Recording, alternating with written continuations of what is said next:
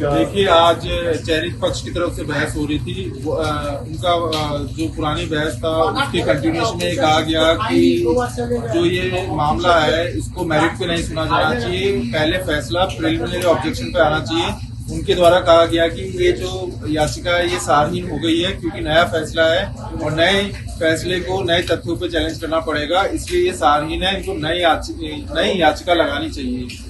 सरकार कोर्ट की जो टिप्पणियां थी, कोर्ट ने कहा था कि जो नई कमेटी ने जो निर्णय लिया है वह कोई ठोस निर्णय नहीं है। केवल वो ये कह रहा है कि केवल ये संभावना है कि आगे छटनी हो सकती है और उसमें लिखा हुआ है कि अभी भर्ती को रद्द करना प्री मैच्योर होगा। तो कोर्ट की ये क्वेरी थी कि मान लीजिए आगे चल के अगर 300-600 कोई चमत्कार हो जाता है और एसओजी 300-600 लोग पकड़ लेती है तो फिर क्या स्थिति होगी अगर कोई ठोस निर्णय नहीं है तो ये। और याचिकाकर्ता जो चयनित पक्ष है उनकी तरफ से यह भी कहा गया था कि केवल 53 लोग इसमें पकड़ में आए हैं। कोर्ट ने ये कहा था कि हम इसको आइसोलेशन में नहीं देख सकते कि केवल 53 लोग इसमें पकड़ में आए हैं। आरपीएससी मेंबर्स की भूमिका भी इसमें देखी जाएगी, इसमें जो गैंग क्रिमिनल्स है उनकी भी भूमिका देखी जाएगी और जैसे डमी कैंडिडेट्स बैठे उनकी भी भूमिका देखी जाएगी, जो पाली बीकानेर में पेपर हुआ उनके गैंग मेंबर्स की भूमिका देखी जाएगी। तो आइसोलेशन में ये फिगर नहीं देखा जाएगा कि थोड़े कम इंस्पेक्टर्स इसमें पकड़े गए हैं। और कोर्ट की आज सारा रिकॉर्ड न्यायालय के समक्ष रखा गया था। कोर्ट ने कहा कि क्या वही चीजें कोर्ट के समक्ष रखी जाती है जो केवल सरकार को दिखानी होती है, और जो सारा रिकॉर्ड था वो बहुत क्योटिक था, वो ऑर्डर में नहीं था। इसलिए कोर्ट की टिप्पणी थी कि ये बिल्कुल सही तरीके से अरेंज नहीं है। और कल भी चयनित पक्ष की तरफ से बहस चालू रहेगी और मुझे लगता है कल चयनित पक्ष प्रिलिमिनरी सबमिशंस पूरे कर लेगा और मंडे को इस मामले में मुझे लगता है जो पिटिशनर्स हैं उनकी तरफ से बहस स्टार्ट हो जाएगी। कल सुनवाई जारी रहेगी और इसके बाद मुझे लगता है कि चयनित पक्ष को मौका मिलेगा। कैंडिडेट एजी साहब का सबमिशन रहा, सक्सेसफुल कैंडिडेट की ओर से आर्यन माथुर साहब और एजी साहब अपेयर हुए और जो रिकॉर्ड पोल किया था उस रिकॉर्ड का अवलोकन भी किया गया। ऑनरेबल कोर्ट द्वारा उस रिकॉर्ड को देखा गया। ऑनरेबल कोर्ट थोड़ा उससे असंतुष्ट नजर आया। ऑनरेबल कोर्ट ने टिप्पणी भी की कि ये जो रिकॉर्ड है वो इम्प्रॉपर है, ऐसा लग रहा है कि जो आप दिखाना चाहते हैं वही आपने दे दिया, ये प्रॉपर नहीं है। इस पर एजी साहब ने कहा कि उनका कुछ डिजिटलाइजेशन चल रहा है तो यही तरीका उनका होता है।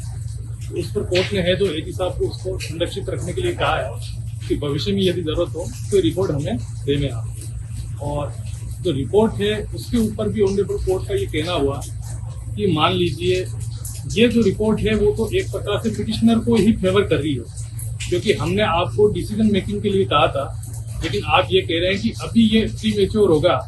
यदि मान लीजिए भविष्य में और ज्यादा यदि इसका फ्लो आता है और ज्यादा यदि पकड़े जाते हैं तब फिर इस भर्ती का क्या होगा। तो इस पर उन्होंने कहा कि जो एसआईटी जो रिपोर्ट है जब ये तैयार की गई थी उस समय अचानक एक फ्लो आया था और काफी कैंडिडेट्स को एक साथ गिरफ्तार किया गया था, लेकिन बाद में जो कंफ्यूजन रहा वो इतना ज्यादा रहा नहीं है और कुछ गड़बड़ियां ही पाई गई है, इसलिए हम इसका सेग्रीगेशन कर लेंगे और इसी आधार पर हमने ये रिपोर्ट पेश की।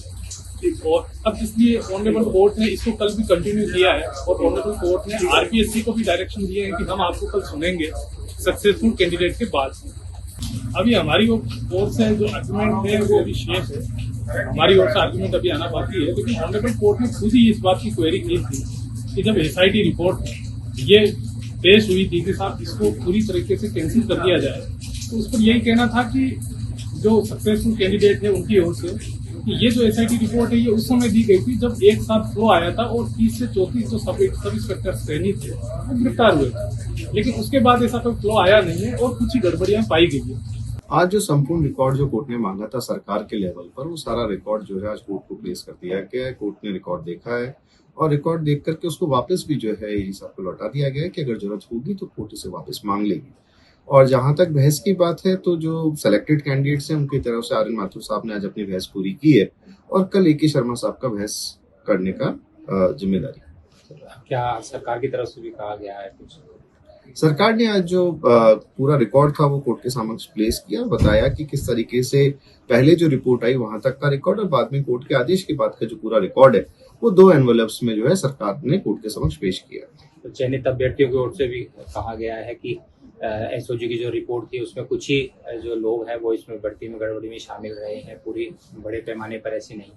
देखिए, ये बात पहले जो एसओजी की रिपोर्ट आई थी उसमें सिर्फ एक अंदेशा जताया गया था कि अब तक की जो गिरफ्तारी है उससे ऐसा लगता है कि ये व्यापक हो सकता है, और उसी पर जो है उनका एक जोर था कि उसके बाद जो 6 महीने में गिरफ्तारियां हुई हैं वो लिमिटेड है, और जो सब्सिक्वेंट एसआईटी की जो रिपोर्ट है उस पर सरकार ने जब निर्णय ले लिया है तो निर्णय को बिना चुनौती दिए इस याचिका को आगे सुना जाना जो है वो सिलेक्टेड कैंडिडेट्स के हितों के विपरीत है। कोर्ट ने भी पूछा भी है कि अगर आगे भविष्य में बड़े पैमाने पर अगर इसमें गिरफ्तारियां होती है तो कोई निर्णय क्या सरकार ने अपने लेवल पर स्पष्ट किया हुआ है कि वर्तमान स्तर पर जो भी जांच आई है उसमें इस स्तर पर जो है इसको रद्द नहीं किया गया। आगे जांच चलेगी, उसमें जो भी तथ्य आएंगे वो सरकार उसकी जरूर गौर करेगी उसमें।